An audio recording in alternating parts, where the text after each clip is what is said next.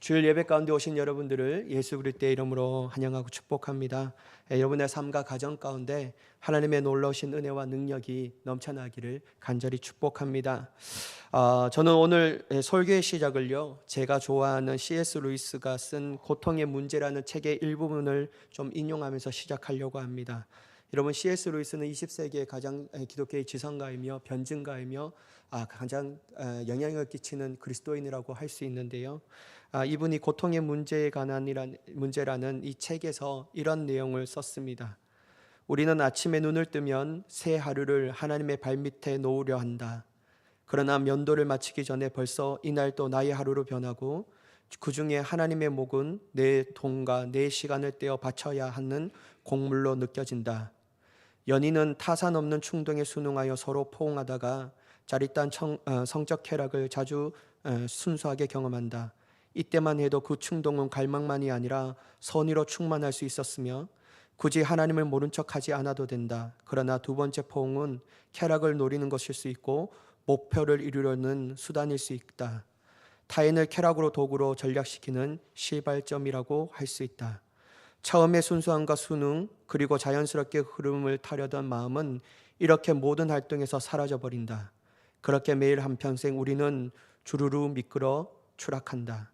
마치 지금 우리에게 의식되는 하나님이 미끄러운 경사면이라서 그 위에서는 멈춤이 불가능한 듯이 말이다. 하지만 하나님이 우리를 그렇게 지으셨을 리가 없다. 하나님의 반대쪽으로 작용하는 인력, 즉 평소의 자아로 기양하려는 여정을 우리는 타락의 산물로 보아야 한다. 여러분, 저는 이 글을 읽으면서 너무나도 공감되는 말씀이 있습니다. 맞다, 나도 오늘 하루를 시작하면서 주님을 위해서 살아야지라고 결단하지만 그 결단이 한지도 얼마 되지 않아 어느 순간 나의 그 결단은 생각은 다 사라져 버리고요, 여전히 내 자신이 원하는 삶을 살아가야지라는 생각과 또한 그렇게 행동하는 저의 모습을 볼 때가 참 많습니다. 이런 모습을 기억할 때마다 제 마음가운데 느껴지는 것은 뭐냐면, 참 나라는 존재는 연약한 존재이구나 라는 생각이 많이 듭니다. 그리고 하나 더, 내 자신은 믿을 수 없는 존재이다 라는 생각이 제 마음가운데 가득합니다. 다시 로마서의 말씀을 우리가 같이 한번 나누려고 하는데요, 특별히 오늘 이 본문은 주석가들에 의하여 다양한 논쟁이 있습니다. 먼저 본문 중에 나오는 나는 누구냐라는 문제가 먼저 있고요, 이 주인공이 바울이냐 아니면 또 다른 사람이냐라는 문제가 있습니다. 만약 바울의 자기의 경험을 이해하는 것이라면 그 시점이 도대체 언제일까? 바로 그가 예수님을 믿기 이전에 체험했던 것을 이야기하는 것인가? 아니면 회심한 후에 체험했던 이야기를 하는 것인가? 라는 문제로 많은 주석가들의 논쟁이 있습니다. 저는 얼마 되지 않는 사역의 연수이지만요, 그러나 제가 사역을 시작하면서 특별히 많은 청소년들과 성도님들의 영적 갈등을 보면서 이것은 바로 예수님을 믿고 난 후의 이야기라는 것을 확신할 수밖에 없습니다. 아니, 제 자신을 보더라도 그렇다라고 인정할 수밖에 없다라는 것입니다. 여러분, 우리가 잘 알다시피 예수님을 믿으면 누구든지 완벽하고 완전한 사람이 되는 것은 아닙니다. 세상 사람들은 교회만 다니면 다 천사와 같이 도덕적으로 완전하고 완벽한 사람들이 모인다라고 생각하여서 조금만 죄를 지으면 교회가 어떻게 그럴 수 있니? 또한 교회 예수님을 다니는 사람들이 어떻게 그럴 수 있니? 라고 막 손가락질하며 비난합니다. 그런데 여러분, 교회는요, 죄인들의 집합소입니다. 이 안에서 다양한 마음의 상처가 일어날 수밖에 없고요, 또한 어떤 것으로 인하여 서로에게 지울 수 없는 짐을 질 수도 있다라는 것이죠. 그러니 여러분, 교회 예수님을 믿는 사람은 완벽한 존재가 아니라는 거예요. 모든 죄에서 다 초월하고 천사와 같은 존재로 영원히 살아가는 사람들이 아니라는 것이죠. 물론 우리가 주님의 놀라운 구원의 큰 은혜를 경험할 때 영원토록 그렇게 살 것만 같은 생각이 들 때도 있습니다. 매일매일 하루의 우리의 삶은 마치 내 발걸음이 구름을 걷는 것 같은 그 황홀한 가운데 살아갈 때가 있다라는 거예요. 예수님을 만났을 때 정말 한 번도 경험하지 못한 거룩하고 성결한 삶을 경험하게 됩니다. 그래서 자기가 고백하기를, 야, 이것이 바로 천국의 기쁨이구나 라고 생각할 때가 있다라는 거예요. 그런데 여러분, 우리가 다 알지 않습니까? 시간이 좀 지나면 어느 순간에 우리 마음에 숨겨졌던 죄가 꿈틀거려 우리의 마음과 생각을 흔든다라는 것이죠. 전에 이러한 생각조차 가지지 못했던 우리의 마음과 생각을 요동치게 만듭니다. 그리고 결국 행동으로 죄를 짓게 하는 처절한 아픔을 우리에게 경험하게 된다라는 것이죠. 여러분, 이때 처절한 아픔은요, 이전과는 비교도 안 될 정도의 아픔입니다. 예수님을 믿기 전에 느꼈던 것과 비교조차 할 수 없는 더욱더 비참한 존재인 내 자신을 절실하게 깨닫게 된다는 것이죠. 여러분, 오늘 이 맥락이 그렇습니다. 사도 바울이 오늘 이 본문을 통하여 우리에게 주시는 메시지가 뭐냐면, 인간은 연약한 존재이다, 믿을 수 없는 존재이다, 하지만 영원토록 우리 주 예수 그리스도를 믿을 수 있는 존재이다 라는 것을 말씀하고 있습니다. 15절의 말씀을 같이 보도록 하겠습니다. 제가 봉독하겠습니다. 내가 행하는 것을 내가 알지 못하노니 곧 내가 원하는 것은 행하지 아니하고 도리어 미워하는 것을 행함이라. 여러분, 사도 바울은 내가 행하는 것을 내가 알지 못하노니 라고 말씀하고 있습니다. 이 표현은 바울 자신이 행하는 것 자체를 깨닫지 못한다는 것을 의미하는 것이 아니라 바울 자신이 자신의 행위에 대해서 결코 이해할 수 없다라는 의미로 해석해야 합니다. 왜냐하면 실제 자신의 삶을 보면 자신이 원하는 것, 자신이 뜻하는 바를 행하는 것이 아니라 도리어 자신이 원하지 않고 미워하는 것을 행하고 있기 때문입니다. 여기서 우리는 신앙적 갈등을 심하게 겪게 되는 사도 바울의 모습을 볼 수 있다라는 것이죠. 그렇다면 여러분, 사도 바울이 원하는 것, 왜 그는 원하는 것이 무엇이기에 자기가 원하지 않는 것을 행하고 있는가? 우리는 이것을 먼저 알 필요가 있습니다. 여러분, 사도 바울이 원하는 것은 16절에 다음과 같이 얘기합니다. 만일 내가 원하지 아니하는 그것을 행하면 내가 이로써 율법의 선한 것을 시인하노니. 여러분, 사도 바울이 원하는 것은요, 16절의 말씀을 보면 율법에 따라 의롭고 정당한 것을 원하였다라는 거예요. 율법에 따라 하나님께서 보시기에 의롭고 정당한 것을 원하였습니다, 마음으로는. 그러나 사도 바울은 이 원한다고 해서 그것을 하는 것이 아니라 도리어 그것을 행하지 않고 도리어 원하지 않는 그것을 행한다라고 말하고 있다는 것이죠. 바꿔 말하면 율법에서 언급한 이것이 죄라는 것을 막상 우리가 행하고 있다는 거예요. 이럴 때마다 율법은 우리에게 뭐라고 얘기하냐면 죄를 지은 자는 하나님께로부터 정죄함을 받을 수 없다는 것을 분명하게 우리에게 말씀합니다. 그래서 여러분, 그 정죄의 한 형태로 우리에게 다가오는 현상이 뭐냐면요, 양심의 가책이라는 거예요. 누구든지 예수 그리스도를 믿기 전에 있는 사람은 양심의 가책은 좀 더 덜합니다. 하지만 예수 그리스도를 믿기 전에 받은 사람들의 양심의 가책은요, 심할 수밖에 없어요. 왜냐하면 성령의 말할 수 없는 근심이 우리에게 느껴지기 때문이죠. 성령은 말할 수 없는 우리를 보면서 한탄하고 있다는 거예요. 그래서 우리의 연약함을 도우시기 위하여 하나님께 우리를 위하여 중보하며 기도를 올려드리고 있다는 것이죠. 그래서 여러분, 율법을 죄를 지은 자에게 정죄할 수밖에 없기 때문에 사도 바울은 율법은 선하다라고 시인할 수밖에 없다라는 겁니다. 그렇다면 여러분, 도대체 왜 예수님을 믿는 사람, 예수 그리스도의 위대한 복음의 능력을 체험하고 제사함의 은총을 누린 사람들이 왜 이렇게 되는 것일까요? 17절의 말씀을 보도록 하겠습니다. 이제는 그것을 행하는 자가 내가 아니요 내 속에 거하는 죄니라. 사도 바울은 자기가 원치 않는 것을 행하는 것이 자기 자신이 아니라 자기 마음 안에 있는, 내부 안에 있는 죄라는 것을 분명하게 말하고 있다는 것이죠. 바로 여러분, 남아있는 죄가 있기 때문에 그렇다라는 거예요. 여기서 성도 자신에게 남아있는 죄는 저는 다른 말로 어떤 것을 얘기하냐면 죄성이라고 얘기할 수 있다는 겁니다. 죄로 따라가려는 경향성이 있다는 거예요. 여러분, 존 웨슬리 목사님은요, 자신의 설교 성서적 구원에 이르는 책에 대하여 다음과 같이 썼습니다. 여러분 한번 좀 잘 들어보십시오. 우리가 믿음으로 칭의를 얻는 순간 우리의 영혼에 하나님의 모든 덕이 뿌려지며 그 때문에 우리는 점진적으로 죄에 대하여 죽고 은혜 안에 성장한다. 그렇지만 우리의 영과 혼과 몸이 온전히 성화될 때까지는 모든 죄의 씨가 우리 안에 남아있다. 그러므로 우리는 점진적인 성화 동시에 순간적인 성화를 사모하고 기대해야 한다. 여러분, 존 웨슬리 목사님도 사람이 칭의를 받은 그 순간에 하나님의 보시기엔 의롭지만 여전히 그 안에 죄의 씨가 남아져 있다라고 말합니다. 이건 뭐냐면 다른 말로 남아있는 죄, 다른 말로 바꿔 말하면 죄성이 그의 안에 있다라는 거예요. 그 죄성이 존재하기 때문에 여전히 육체의 한계를 잊고 있는 우리에게 죄의 유혹이 오면 그 죄로 가고 싶은 경향성 때문에 죄의 유혹에 빠져 죄를 짓게 되는 결과를 낳게 된다라는 것이죠. 그러나 여러분, 우리는 다음과 같은 상황을 오해하지 말아야 합니다. 사도 바울 또한 자기가 하는 것이 아니라 자기 안에 죄가 그렇게 하였기 때문에 책임이 없다고 말하는 것이구나 라고 오해해서는 안 됩니다.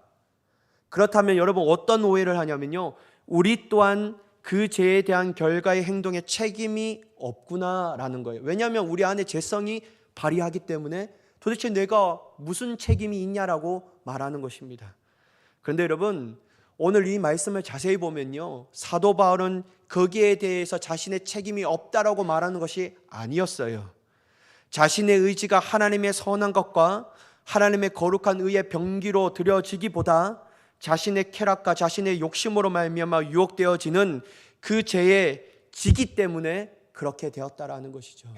한마디로 하나님의 말씀 가운데 순종하며 나가는 것보다도 여전히 죄성에 남아있는 그 죄를 성령으로 말미암아 지배하지 못하고 그 성령으로 말미암아 떨쳐내버리지 못하고 내 육신의 이 한계를 가지고 있는 인간이 그 육신의 욕심을 따라 또한 죄의 쾌락을 따라 쫓아가게 되는 그 상황 가운데 여전히 사도 바울은 자기는 공고한 사람이라고 고백할 수밖에 없다라는 것이죠.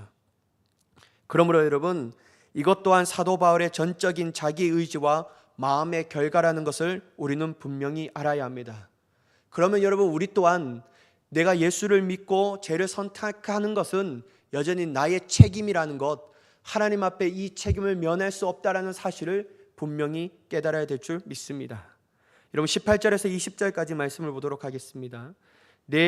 곧 내 육신에 선한 것이 거하지 아니하는 줄을 아노니 원함은 내게 있으나 선을 행하는 것은 없노라. 내가 원하는 바 선은 행하지 아니하고 도리어 원하지 아니하는 악을 행하는도다. 만일 내가 원하지 아니하는 그것을 행하면 이를 행하는 자는 내가 아니요 내 속에 거하는 죄니라. 여러분, 사도 바울은 18절에서 20절에 자신의 연약함을 고백하고 있습니다. 자기에게 선을 행하고자 하는 원함은 있지만 그것에 지고 죄를 짓는 자신의 연약함을 말하고 있다라는 것이죠. 사랑하는 여러분, 그러므로 우리는 예수님의 큰 은혜를 경험하고도 계속해서 우리 마음 가운데 잊어버리지 말아야 할 것은 바로 내 자신을 믿지 말자라는 거예요.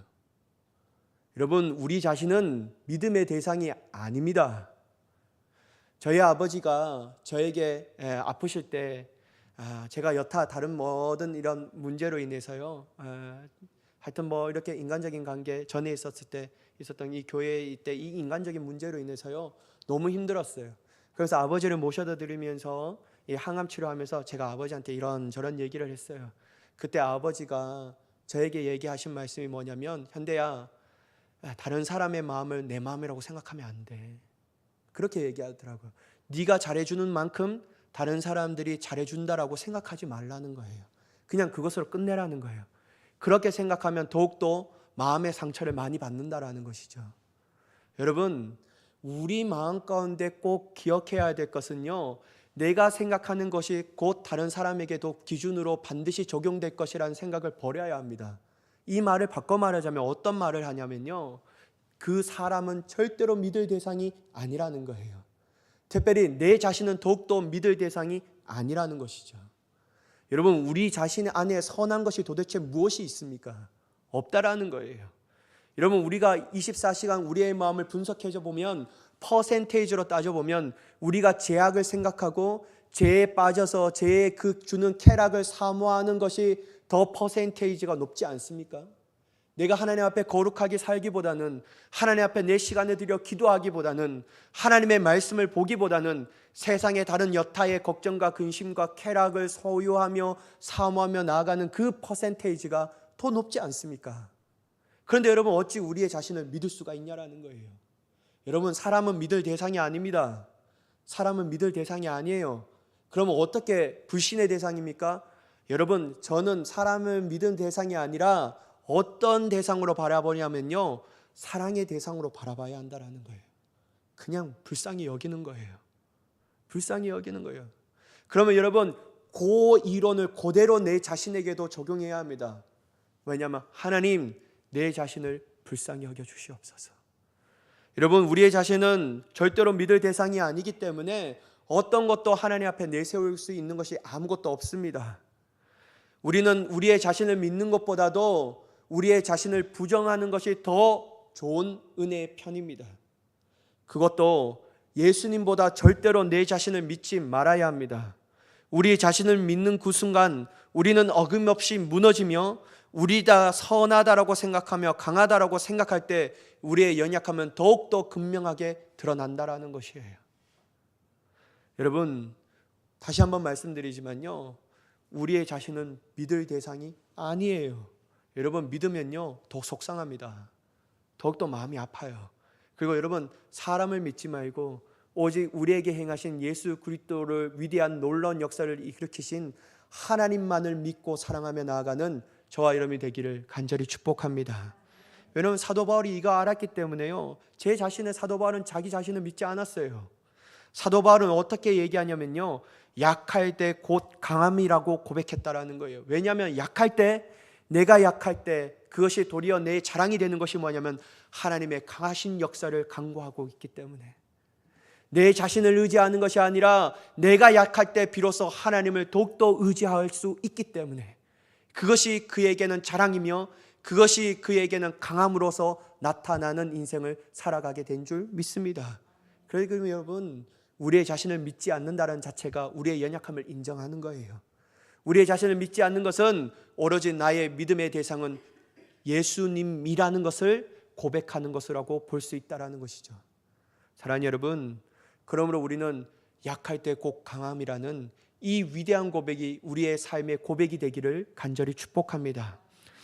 여러분, 신학대학교에서 만난 친한 친구들이 10명이 있습니다. 1학년 때부터 신학대학원, 지금까지도 그 10명의 친구들이 톡을 만들어서요, 만나고 대화하고, 한 달에 3만 원씩 모아서 이렇게 회비를 모아서 그것이 필요한데 또한 흘러보내고, 어려운 친구들이 있으면 그것을 도와주는 데 씁니다. 정말 신앙적인 문제, 목회적인 어려움, 그리고 삶의 어려운 문제들을 서로 나누며 기도해 주는 친구들입니다. 매일은 아니지만 어쩌다가 통화할 때가 있는데요, 어떤 친구랑 제가 이렇게 진짜 솔직한 마음으로 막 자신의 연약함을 막 드러내며 막 그런 통화할 때가 있다라는 거예요. 어느 날은 그 친구랑 통화하기 전에 제 삶은 아주 어떤 삶을 살았냐면요, 하나님과 친밀한 삶을 살기 때문에 육체적인 쾌락, 육체적인 욕심 이런 거 전혀 관심이 없었어요. 오로지 어떻게 하면 하나님의 마음을 더할 수 있을까? 어떻게 하면 하나님 앞에 엎드려 기도하여 주님의 권능과 능력을 받을 수 있을까? 막 이러한 하나님에 대한 열망과 하나님에 대한 사랑으로 막 충만해진 시기에 살아가고 있을 때 그 친구가 막 전화합니다. 그러면서 그 친구가 저에게 뭐라면, 현대야, 나는 이러한 죄에서 넘어졌는데 어떻게 하면 좋을까? 막 이런 자신의 연약함을 얘기해요. 그러면 정말 막 마음이 안타깝거든요. 막 마음이 안타까면서 힘을 내야지. 우리는 예수 그리스도밖에 믿을 사람이 없잖아. 오직 예수님만이 우리의 구주이시잖아. 막 이런 얘기를 해요. 그러면서 웃으면서 그 통화를 마칩니다. 근데 여러분, 희한한 게 뭐냐면요, 꼭 그런 통화를 받고 나면요, 제가 그 다음에 바로 즉시로 넘어져요. 이게 희한해요, 여러분. 참 희한한 것 중에 하나입니다. 왜냐하면 그 친구가 연약함을 했거든요. 그래서 내가 막 조언을 해줘요. 야, 우린 그리스도 십자가밖에 없잖아. 생명의 복음밖에 없잖아. 막 이렇게 얘기해요. 그렇고 강력하게 얘기하시면서 기쁨으로 끝냅니다. 그리고 한두 시간에 동일한 그 죄에 제가 넘어지는 거예요. 야, 이게 왜 그럴까? 이게 제 가운데 너무 무척이나 고민이 되는 거예요. 아니, 나는 왜 이럴까? 아예 그 친구랑 통화를 하지 말아야 되나? 너 그런 말 할 거면 나랑 통화하지 말자. 이렇게 얘기해야 되냐? 이게 내 머릿속에 막 너무나 고민이 와닿은 거예요. 그러면서 제 마음을 막 살피는 그때에 어떤 생각이 들었냐면요, 영적 깨달음을 얻게 되었습니다. 은근히 그 친구가 자신의 죄에 대하여 얘기할 때 제 마음 가운데는 안타까움도 있고 위로해 주고 싶은 마음도 있지만, 제 마음 가운데 도사리고 있는 마음이 뭐냐면요, 너는 죄에 넘어졌니? 난 죄에 승리했는데. 막 이런 은근히 교만한 마음이 제 마음 가운데 막 있는 거예요. 그러면서 막 통화할 때, 야, 쟤는 저런 죄를 넘어졌구나. 나는 이제까지 넘어지지 않았는데 역시 김현대는 대단해. 막 이런 얘기하는 거예요. 칭찬한다. 막 이렇게 얘기하는 거예요. 그러면서 저 친구랑 막 비교되지 않을 존재라는 사실, 야, 내가 하나님 앞에 귀하게 저 친구보다도 더 쓰임 받고 있구나. 막 이것이 우월감이 제 마음 가운데 막 드는 겁니다. 그런데 여러분, 요 마음이 드는 동시에 어떤 마음이 드냐면요, 저 친구도 그렇게 넘어졌는데 나도 넘어져도 뭐 괜찮지 않을까? 막 이 죄에 대하여 뭐 이렇게 민감함이 마음이 막 사라져 버리는 거예요.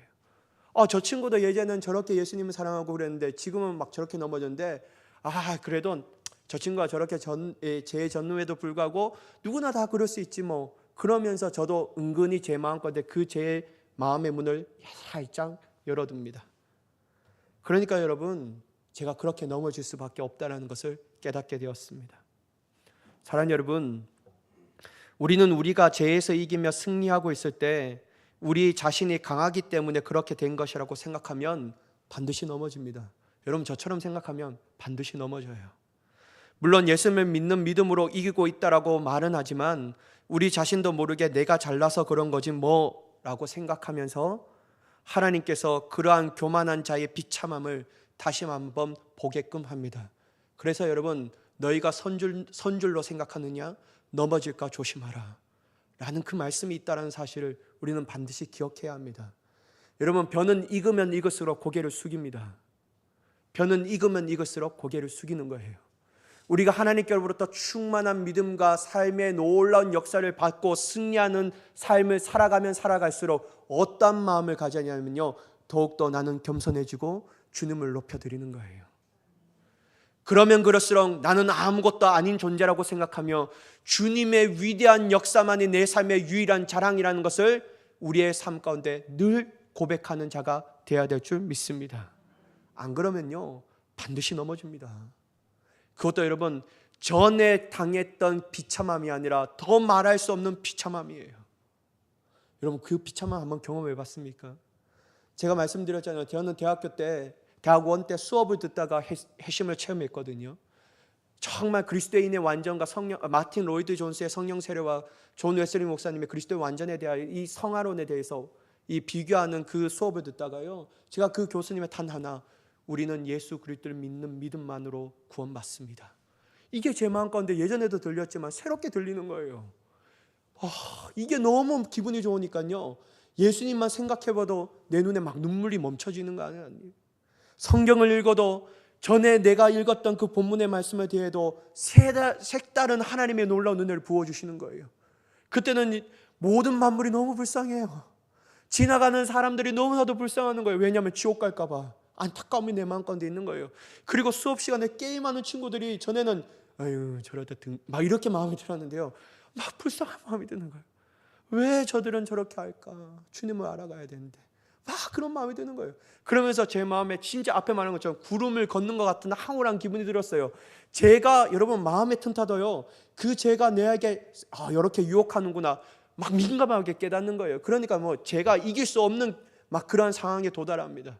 그래서 막 설교는요, 저는 그때 중등부 아이들이었는데 중고등부 아이들인데 1시간씩 막 했어요. 아이들은 죽어나는데 저는 막 괜찮아요. 막 설교했는데 막 시간이 막 끝나지 않아라 막 이런 마음으로 막 설교를 한 거예요.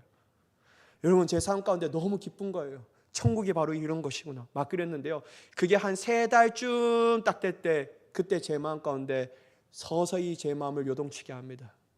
그토록 혐오했던 그 죄들이 제 마음 가운데 마음을 요동치게 하는 거예요. 그래서 이겼던 제 가운데서 넘어졌을 때요, 제가 느꼈던 것이 뭐냐면요, 회심하기 전에 주님의 내면의 밑바닥을 보여주신 것보다도 더 심각하게 내 내면의 밑바닥을 보여주신데, 어떤 마음이 드냐면 살고 싶지 않더라고요. 죽고 싶더라고요, 진짜요. 이건 진짜 말할 수 없는 비참함이에요. 내가 목사가 될 수 있다라는 건 고사하고 그리스도인으로 살아갈 수 있을까? 너무 하나님 앞에 면목이 없는 거예요. 그래서 너무 쥐구멍이라도 있으려면 그곳에 들어가고 싶은 마음이 절실할 정도로 내 마음 가운데 막 하나님이 비참함을 느껴지는데요, 막 절망스러운 거예요. 절망스러운. 하나님 하자라도 꺼낼 수 없는 내 마음 가운데 막 절망감이 막 드는 거예요. 여러분, 저처럼 실수를 하지 않는 저와 여러분이 되기를 원합니다.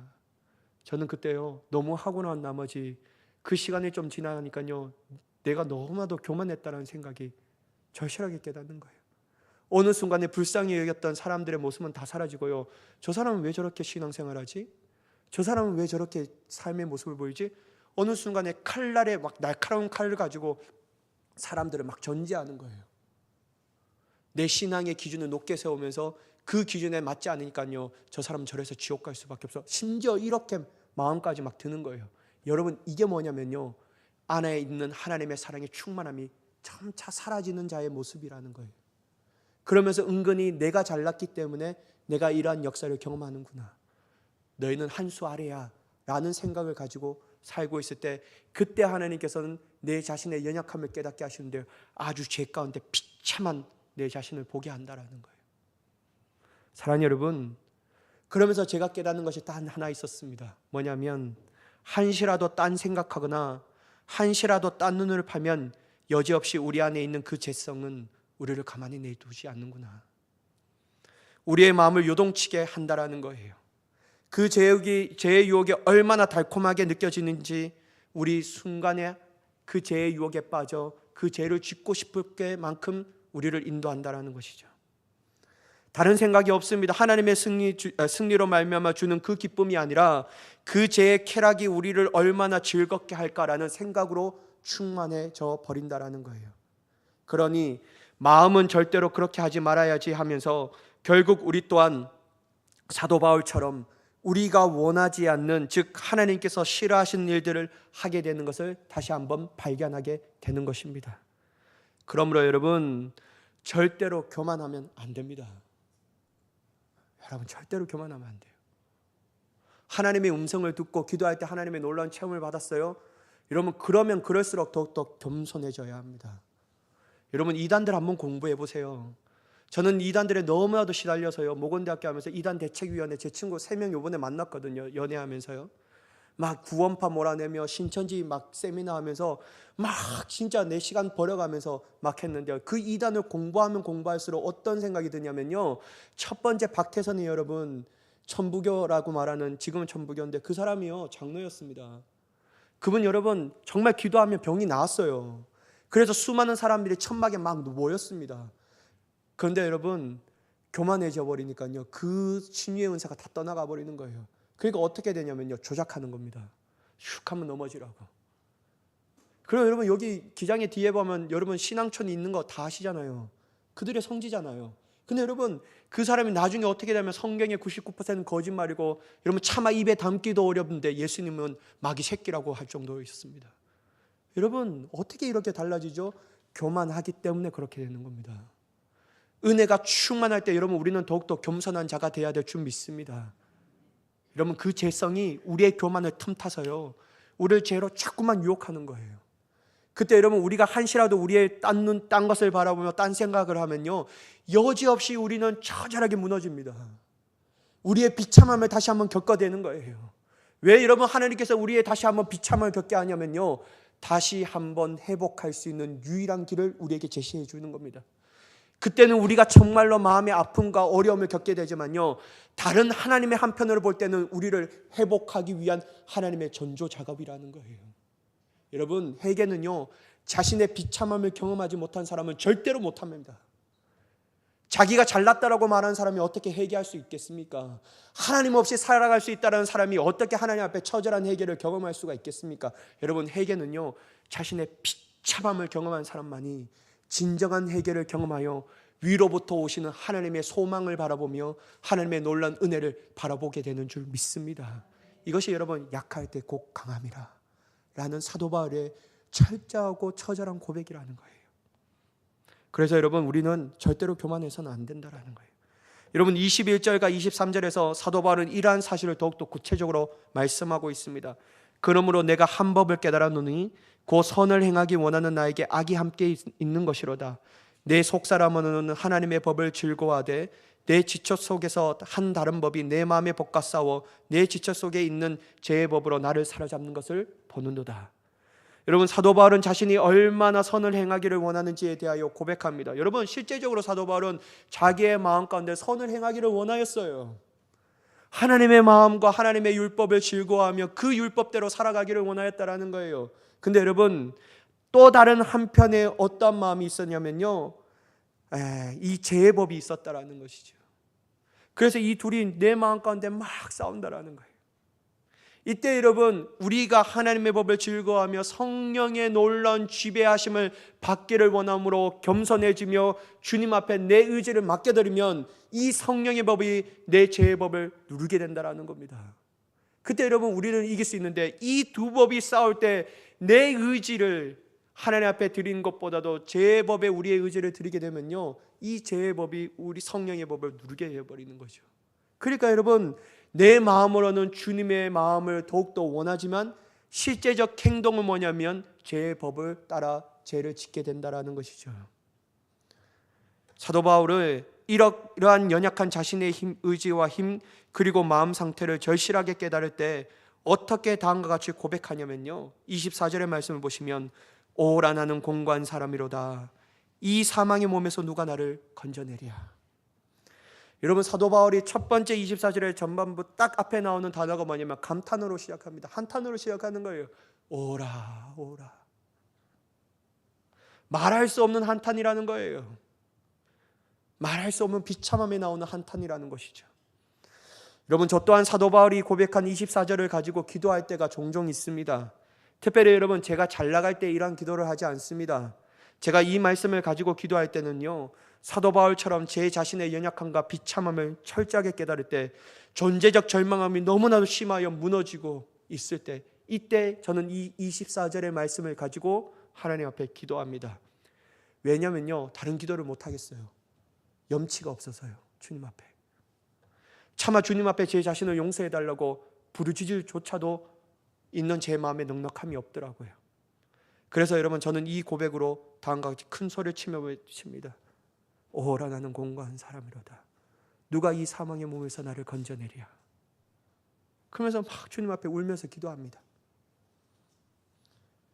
여러분, 그런데 여러분, 저는 이러한 마음을 가지고 기도할 때요, 하나의 마음을 또한 가집니다. 뭐냐면요, 나는 이것이 끝이 아니라, 이것이 여기까지의 내 신앙의 삶이 아니라, 이러한 마음으로 나는 포기하지 않고 이러한 고백을 통하여 주님, 나는 주님 없이 살아갈 수 없는 존재입니다. 이 고백을 하기를 원한다라는 거예요. 주여, 이러한 죄인을 불쌍히 여겨서서 저의 영혼을 깨끗하게 하여 주시옵소서. 그 마음을 가지고 기도하는 겁니다. 사랑하는 여러분, 때론 우리의 연약함을 통하여 오라 라고 한탄하는 소리밖에 나오지 않을 때가 있습니다. 그런데 여러분, 그때에도 우리가 또 하나 마음을 가져야 할 건 뭐냐면요, 포기하지는 말아야 한다는 거예요. 자신의 연약함, 비참함 그리고 존재적 절망감에 더 이상 이 믿음의 여정의 길을 가는 것은 어리석고 염치가 없는 짓이고, 내가 주님 앞에 이 떠나는 것이 내가 할 도리다 라고 생각하면 안 된다는 거예요. 절대로 그러서는 안 됩니다. 여러분, 디모데후서에 나오는 데마처럼 그렇게 하면 안 됩니다. 디모데후서 4장 10절은 데마를 어떻게 얘기합니까? 데마는 이 세상을 사랑하여 나를 버리고 데살로니가로 갔고 라고 말한다는 거예요. 다시 그는 등진 제노의 삶으로 소망과 생명이 없는 세상으로 다시 나아가게 되었다라는 겁니다. 여러분, 데마 또한 어떠한 사람이었습니까? 전에는 사도 바울을 열심히 돕는 사람이었습니다. 그런데 여러분, 그가 다시 연약해지니까 그 마음으로 모든 것을 포기하고 등진 세상으로 다시 나아가게 됐다라는 것이죠. 우리는 반드시 하나님께서 왜 이렇게 내 자신을 이러한 상황으로 비참하며 존재적 절망감과 연약함을 보여주신지 깨달아야 될 줄 믿습니다. 하나님께서 우리를 포기했기 때문에 이것을 깨닫게 하시는 것이 아니라는 거예요. 너는 이제 진짜 안 되겠구나, 너는 이제 지옥이야, 천국 꿈도 꾸지 마 라고 말씀하기 위해서, 우리에게 깨닫게 하기 위해서 이것을 주시는 마음이 아닙니다. 하나님께서 우리에게 이렇게 마음을 주시는 것은요, 다시 한번 큰 은혜를 부어주시기 위한 하나님의 위대한 역사의 과정인 줄 믿습니다. 다시 한번 주님을 바라보게 하시는 하나님의 놀라운 능력이라는 거예요. 다시 한번 우리를 믿음의 반석 위에 세워주기 위한 하나님의 크나큰 은혜의 역사인 줄 깨달으시기를 간절히 축복합니다. 오직 우리를 이루게 되게 하시는 것은 하나님의 은혜밖에 없다는 것을 이전보다도 더욱더 절실하게 깨닫게 해주시기 위하여 하나님은 우리를 은혜 안으로 몰아붙이는 겁니다. 그래서 여러분, 사도 바울은 25절에 이 25절로 7장을 마칩니다. 여러분, 25절의 말씀 우리 한번 같이 읽도록 하겠습니다. 25절 말씀입니다. 시작. 우리 주 예수 그리스도로 말미암아 하나님께 감사하리로다. 그런즉 내 자신이 마음으로는 하나님의 법을, 육신으로는 죄의 법을 섬기노라. 여러분, 사도 바울은 하나님 앞에 감사한다라고 말합니다. 목사님, 뒤에는 똑같은 말을 하지 않습니까? 아니에요, 여러분. 나중에 8장 1절의 말씀을 보면 결코 예수 그리스도 안에 있는 자는 정죄함이 없느니라 라고 말하는 거예요. 사도 바울이 7장의 마지막 절에 하나님 앞에 감사하는 이유는 내가 비참하지만 여전히 내 마음은 하나님의 법을 섬긴다라고 말하지만 행동으로는 죄의 결과를 따라 나아가는 비참한 인생을 겪게 되지만 하나님은 나를 포기하지 않으셨다. 우리 주 예수 그리스도의 십자가를 나에게 주셨다. 그 십자가로 말미암아 나는 회복받고 다시 한번 주님 앞에 설 수 있는 하나님의 은혜를 경험하는 자로 될 수 있다는 것을 깨닫게 해주시기 때문에 사도 바울은 우리 주 하나님 예수 그리스도로 말미암아 하나님께 감사합니다 라고 고백할 수밖에 없는 겁니다. 사랑하는 여러분, 우리는 공고한 사람입니다. 우리는 연약하여 죄에 넘어지기 쉬운 사람입니다. 그러므로 여러분, 다시 한번 말씀드리지만 우리의 생각과 우리의 의지를 의지하지 말아야 합니다. 믿지 말아야 합니다. 또한 여러분, 사람을 믿지 마십시오. 의지하지 마십시오. 오직 우리가 이 믿음의 여정 가운데 꼭 기억해야 될 것은 뭐냐면 우리를 죄에서 구원하신 예수 그리스도만을 의지하며 그분만을 바라보며 소망하며 그분의 은혜를 간절히 사모하는 저와 여러분이 되기를 간절히 축복합니다. 이럴 때 여러분, 우리는 하루하루 우리에게 승리를 주시는 하나님의 놀라운 기쁨을 경험하게 되는 줄 믿습니다. 이런 은혜가 저와 여러분의 삶 가운데 넘쳐날 수 있도록 예수 그리스도의 이름으로 간절히 축원합니다. 기도하겠습니다. 사랑의 하나님, 우리는 너무나도